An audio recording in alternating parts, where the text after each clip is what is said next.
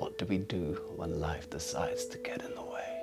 Hi guys, so it has been a really torrid 10 days. I had my camper van, Donna, stolen, which has just been such a disaster. One of those things where you're so emotionally attached to something, you're dependent on it for your work, and also it's just that feeling of damn hell, sometimes the world just comes after you and there is nothing that you can do about it. And beyond the fact that you've had something taken from you that just feels absolutely terrible, of course you've just got so much time that you have to give over to the authorities and to paperwork and to filling out forms and documents and going from here to there. All the while, what do you feel? You just feel that everything in life is attempting to get in the way of your purpose, of your mission, of that thing that you're fighting so hard for in your life anyway, to etch out the time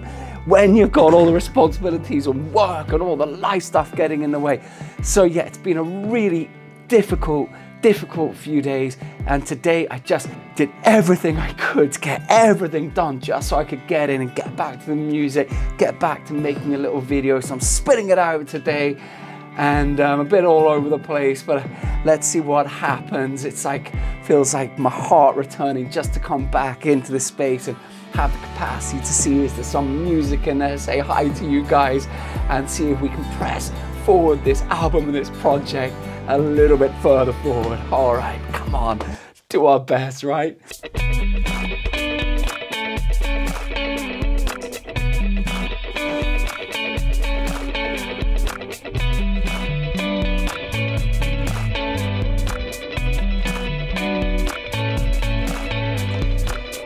Now the truth of it is that we know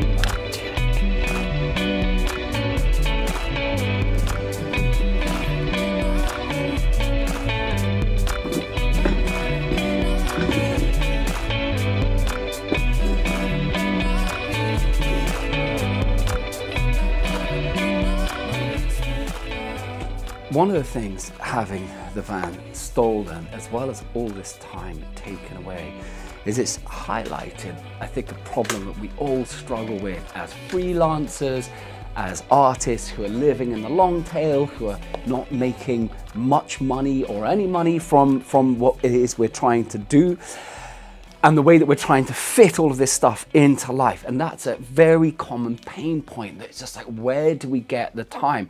And I think especially nowadays online with social media, and we see other people, and there's a natural inclination to always compare and to look at other people, and you can find that you're always wrestling with your capacity for consistency, and you know very deep in your heart that without that deep consistency, without that practice, without that showing up, without that going back over and over and over, it's very hard to develop the skill or the momentum, or even to get something done at all.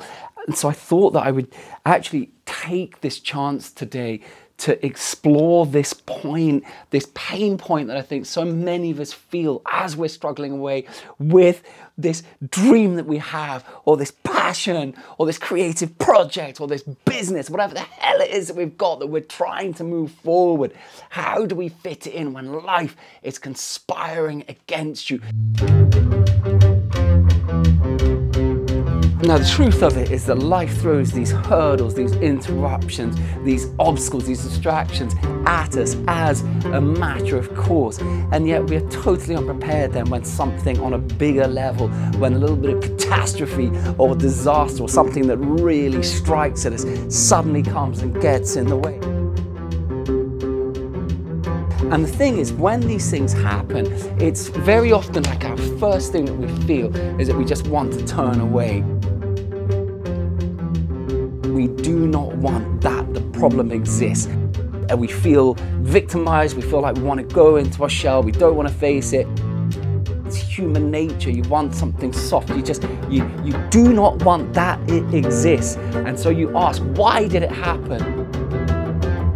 But the point is that the why is rhetorical, and you actually, I think, really have to look at this why. If you're gonna ever melt down, come on, bring it to me. Come on, bring it to me. Come on, bring it over to me. If you're gonna ever melt down. What is the purpose of the why? What is it saying to you? And this is one of the things I've realized over the last week as I've been sort of navigating through these problems, and I've spent probably about 40 hours with the authorities.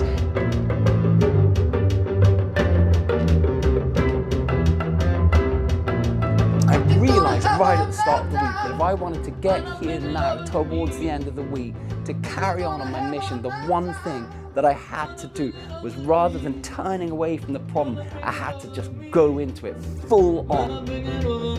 Different German documents, 40 pages from this agency, another 30. It was like a Kafka-esque nightmare.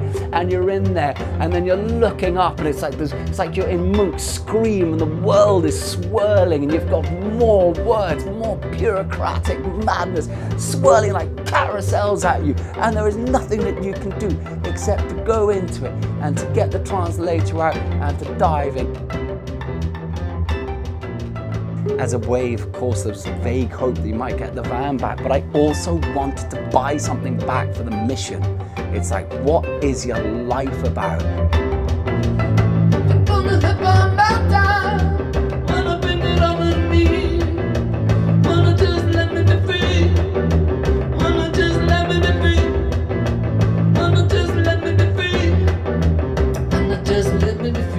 It really helped to crack certain resistance that I felt recently. So when one of these problems come up, it's our inclination to turn away, but it's your challenge to turn into them, to lean into it, and to go into it all the more so. Because the thing is, for all of us who are freelancers or trying to do this stuff and trying to etch out this time, trying to eke out this time, we buy our time back by confronting the problem, going into it full on.